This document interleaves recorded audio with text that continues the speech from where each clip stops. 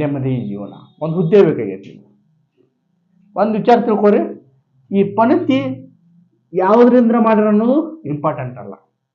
ಇದು ಮಣ್ಣಿನ ಪಣತಿ ಅದು ಓಕೆನಾ, ಏನು ಇದು ಮಣ್ಣಿಂದಾದ್ರೂ ಓಕೆನಾ, ಬಂಗಾರದಾದ್ರೂ ಓಕೆನಾ, ಆದ್ರೆ ನಿಮಗೇನು ಬೇಕು, ಬೆಳಕು ಬೇಕು. ಇವತ್ತ ನೀವು ಮಣ್ಣಿನ ಪಣತಿ ಅಂತ ಬೆಳಕು ಕಾಣ್ತಿರ್ತೀರಿ, ಅಂದ್ರೆ ನಿಮ್ಮ ಕಡೆ ಧ್ಯಾನದಿಂದ ನೀವು ಬೆಳಕು ಕಾಣ್ತಿರ್ತೀರಿ. ಅದ ನಿಮ್ಗೆ ಅಥವಾ ನಿಮ್ಮ ಯಾರೋ ರಿಲೇಟಿವ್ ಬಂಗಾರದ ಪಣತಿ ಒಳಗೆ ಬೆಳಕು ಕಾಣ್ತಿರ್ತಾರೆ.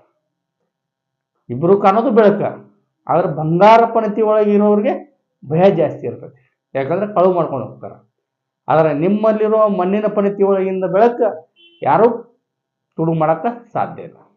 ಹಾಗಾಗಿ ಕನಸು ಚೆನ್ನಾಗಿ ಕಂಡ್ರೆ ಎಲ್ಲ ಹುದ್ದೆಗಳು ನಿಮಗೆ ಒಲದು ಬರಲಿ ಅಂತ ಅನ್ಕೊಂತೀನಿ.